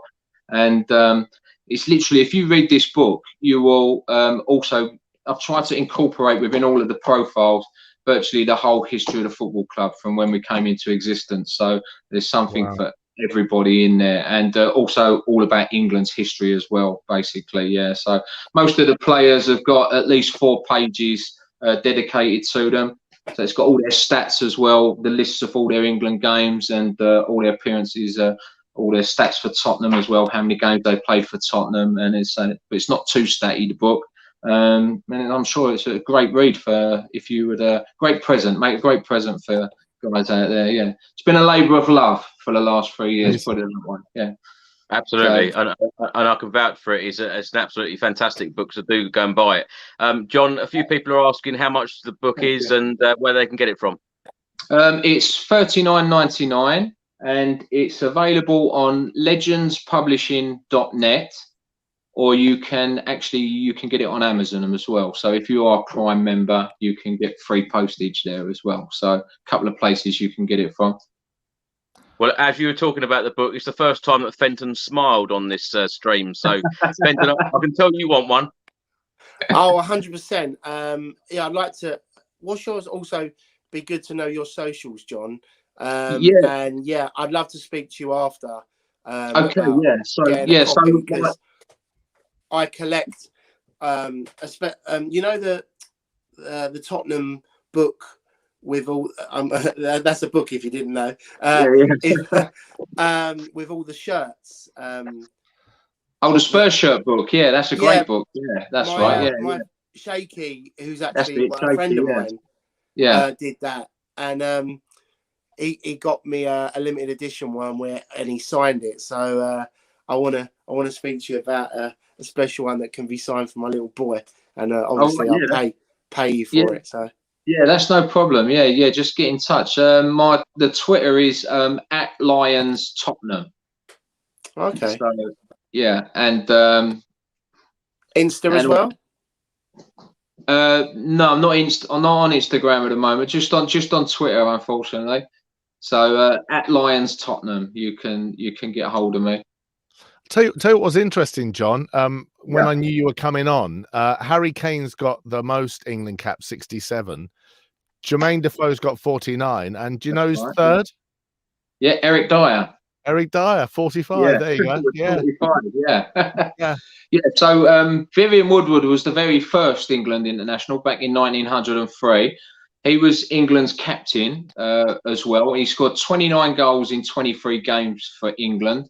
And he remained an amateur his whole career, and all the referees and all the opposition all used to call him Sir. And there was an incident. There was an incident when you remember when Jeff Hurst the goal in the World Cup final. There was an incident in a Spurs game like that. They wasn't sure if the ball went over the line, and the referee actually went up to Vivian and said, "Mr. Woodward, did that cross the line?" And he said, "Yes." And he turned round to the opposition and he said, "If Mr. Woodward says it's a goal, it's a goal." So that's how much, There's all interesting stuff like that in there as well. So he scored, he held the England goal scoring record for 47 years, believe it or not, until Tom Finney overtook him. But Tom Finney played, I think, about 75 times to overtake him. So there's lots of great people like that. So there's the second one was Fanny Walden, guy called Fanny Walden. He was the shortest ever England player of all time, only 5'2", little winger. And then we had 5 guys from the 1921 FA Cup winning side, all played for England as well. Some guys in the first, Arthur Rowe. Do you remember Arthur Rowe, who was our great manager of the push and run team? Yeah. He played for England as well, so he's in the book. And of course, Bill's in the book. He played 1 game for England as well, Bill Nicholson. So you get to read about all of those guys that are a great part of our history. Yeah. So of course, the great Jimmy Greaves as well. Yeah, he's in there as well. So no one can beat Jimmy Greaves. I'll give you a quick interesting stat if you're interested. A lot of people say that Jimmy Greaves, the greatest striker of all time, which he is, 44 goals in 57 games. But when Harry Kane, Harry Kane just recently got 2 hat-tricks for England, didn't he? And when he got the first one, he equaled Jimmy Greaves' record of 44 goals. And a lot of people were saying, yeah, but Jimmy Greaves played 40, only played 57 games. Harry Kane's played 60 odd, so he played 9 games more. But if you take away all the times Harry Kane has been substituted or came on as a substitute, the actual minutes is only 7 minutes difference from Jimmy Greaves. So that gives you an indication of how good Harry Kane is as well. Yeah. But Jimmy Greaves never ever took a penalty for England. Can you believe that or not? Wow. Yeah, he was England's nominated penalty taker for about 9 years, but they never got a penalty while he was playing. I think they only ever got 4 penalties in the time he was the nominated penalty taker, but each time he wasn't playing that day, he missed the games. Yeah. So oh wow.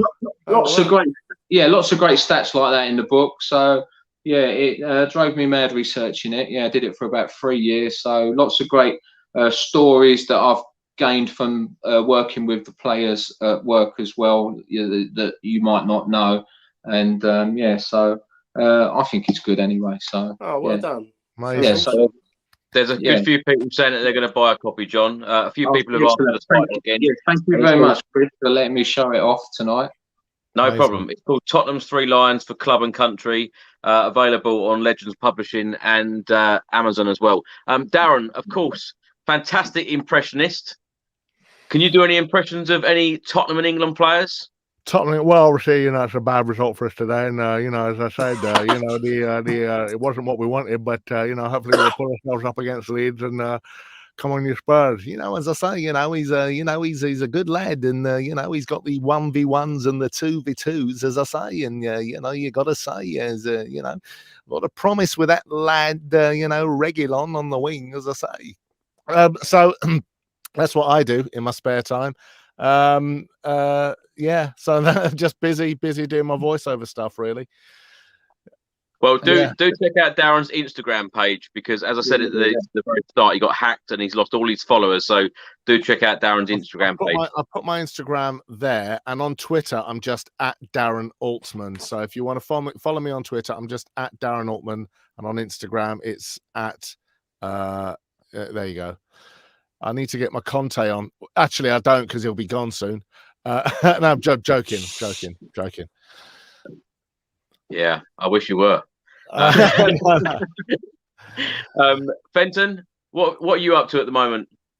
Well, I'm producing for a couple of artists with a couple of exciting projects that you may see on your screens pretty soon. Apart from that, DJing private events. I haven't had any professional footballers for a while. But yeah, I'm just doing a lot of events in Hertfordshire and getting really busy now. All the events are back on, really. I'm actually due to go on a Spurs tour. I had to cancel. It was just before, because I had COVID. So, and I haven't actually rebooked yet. But I'm dying to. I need to go online and do all that rebooking. So hopefully I'll get to see you, John. Yeah, it'd be good to see you. Come along. Yeah, we're I'm there most of the time. So it'd be great to see you. Yeah. I said I want John. I said I want John. But yeah, have you been inside the positive. Yeah, have you been inside the stadium before? You've never done a tour of the stadium? No, not the new one. Not the new one. So. Right, okay, yeah. So no, it is an amazing place. So yeah, come and see it. Yeah. John, do you have any update on when the museum will open? No, is the honest answer to that. No, a bit like the bar that's hanging from the stadium roof, which is the world's only bar hanging from a stadium roof, apparently. But no, that's not open as well. So I don't know if that's to do with like lack of revenue or something over the last couple of years, but they've both been put on hold actually. So the museum won't be opening shortly. There's that's going to be a while, I would imagine, unfortunately. Any news on any statues? No, not that we've heard of. No. Yeah, hopefully there was talk a few years ago, wasn't there, about Bill Nicholson? They've still got the Bill Nicholson gates somewhere. I've never seen them, but I think they've still got them at the club, and I think they was talking about recreating that famous picture with a statue of Bill holding the gates. But again, that's another thing that's probably been put on hold for the time being, but I'm sure they will do it in the future, hopefully. Oh, also, John, is there any update on the flats situation of when they were? Are they going to still go up? I don't know, to be honest. We don't get involved in anything like that, no. So I can only tell you what you see in the press. To be honest, we saw the planning permission, wasn't it, a little while ago, came out, yeah, but. No, that doesn't seem to be any work started on that at the moment. Yeah, it's funny because when I used to do the stadium updates, I used to do a lot of research on what was actually going to happen, and lots of things at the stadium haven't actually happened yet, which I'm a little bit surprised about. Of course, the flats were meant to go up, the Bill Nick gates were meant to go in. Of course, the museum that hasn't happened yet. And I was a little bit gutted as well that the fact that some of the trophies are now sort of underneath the escalators in the West Stand, so sort of hidden away. Yeah, no, they are only they're only underneath the escalators when there's a game on.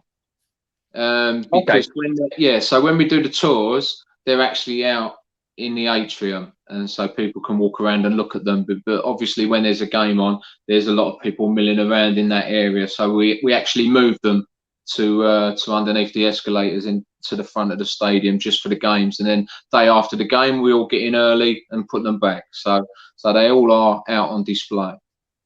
Wow. Darren, let's come to you on this last question here from Stephen. Point fingers, bottom line, Conte, this is on you. Wing back's useless. Should drop Kulusevski into right wing back. Bergwijn left wing back if Reguilon isn't available. Your thoughts on that?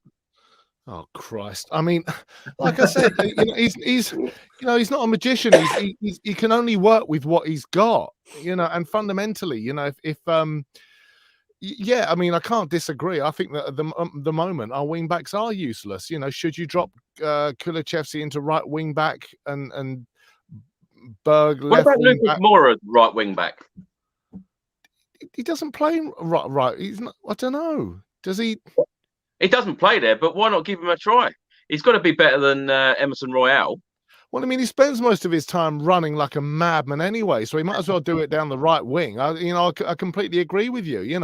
And he often runs into traffic. He'll run, beat a few players, and then smack someone. So, yeah, I mean, maybe that's an option. He can run down the the wing, beat a few players, and then put a cross in. But like I said, he can only work with what he's got, and unfortunately, at the moment, we're a bit bum bare.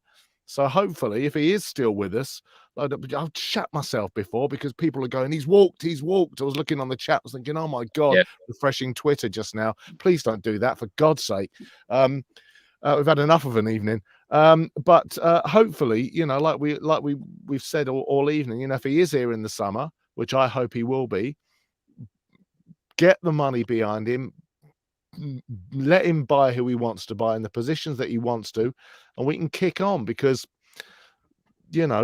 kiss top four goodbye, unfortunately. Well, there you go. Played at right wing back at Juventus a few times. Again, he looks great. I mean, what is the difference between sort of a right winger and a right wing back? If you've got a defender behind you.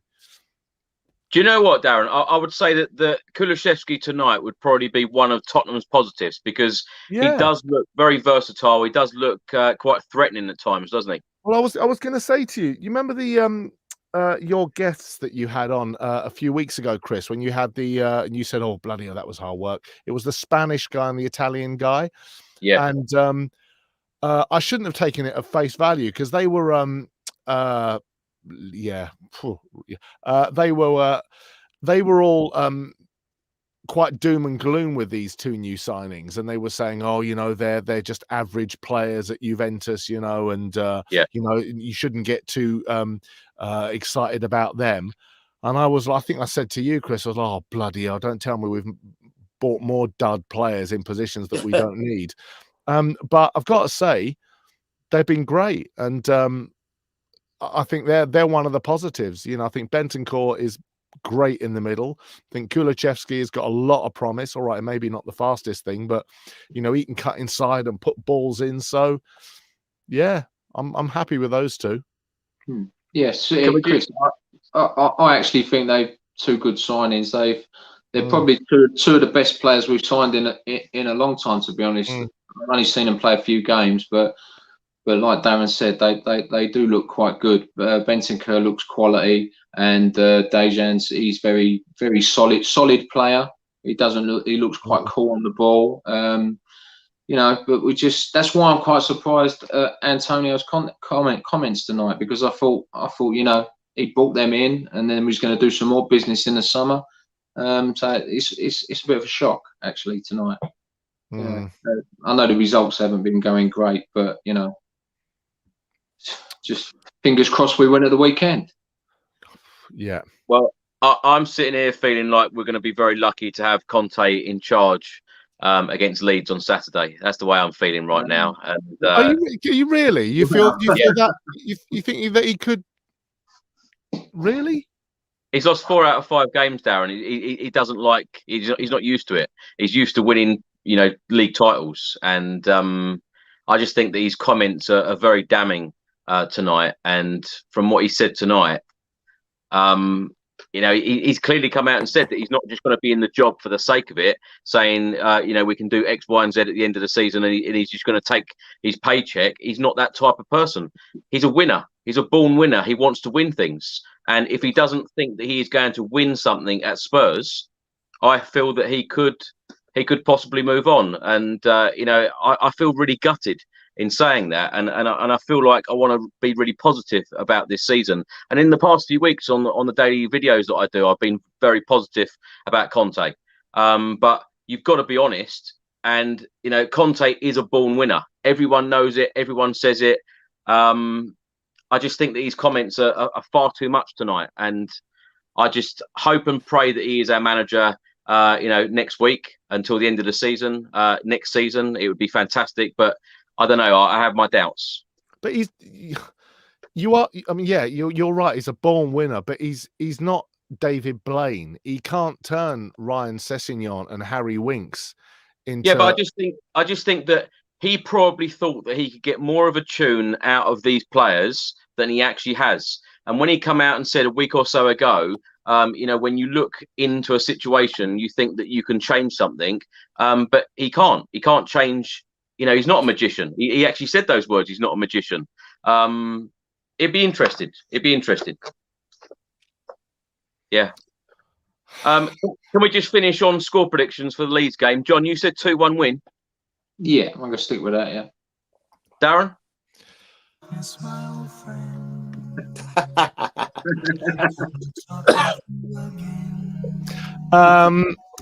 I think that we will win 4-1. Great. There you go. Great. Harry, balls in behind. Whip those balls in. Son at the end of them. Lovely. 4-1. Easy. And then we'll be back here like, yay! Darren, Fenton, what about you? Oh, hold on a minute. I've got one. Oh, where is it? There it is. Actually, Fenton, there's a question just coming from Stephen here. Royale and Sessegnon are simply not good enough, period. In reality, we're playing with 9 men, 0 crosses from either of them. Who picks them? Not Levy.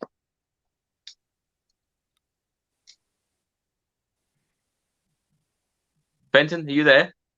Yeah, I'm here. Well, it's true though, Yeah. But Conte can only play with what he's got, and I mean, yeah, I don't think he should have picked Sessegnon, like I said, but I don't know what goes on in training, and I've said that before. He sees the players daily, and if he thinks that's the best that we got this week, I can understand why he wanted to keep the same team because we won. And, if it's not broke, don't fix it. But I'd be interested to see what the lineup is on Saturday. And I quite like the idea that John said about having wing back 4-4-2 kind of, shake it all up about a bit and see what happens. Yeah. So what's your score prediction? Hold on. Is it coming on? I was going to put that Romeo and Juliet. I'll tell you what you should have played, Fenton. Always look on the bright side of life. Well, next we can time certainly do that. I'm gonna be sounds at the ready. Yeah. I'd be lucky with a 1-0 win.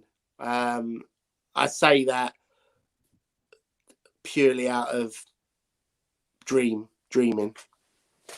I'm going to go for a 1-1 draw. 1-1 draw. 1-1 draw. Yeah, it's going to be a bloodbath. It's going to be 4-1 Tottenham. Well, I hope you're right. I really do, Darren. I hope you're right. Well, John, Darren, and Fenton, thanks so much for joining me, particularly under these dreadful circumstances of Tottenham losing 4 out of our last 5 Premier League games. Yes, of course, the win against Manchester City was fantastic. But yeah, back to reality. Let's hope that we can get the 3 points at Leeds on Saturday. Thanks so much to everybody for watching this live stream. If you don't subscribe to the channel as yet, please do hit that subscribe button. Also hit that like button. And if you are listening to this on an audio platform, do hit that follow button. I'll see you on the next video. Until then, come on, you Spurs. Thank you, Chris. Nice to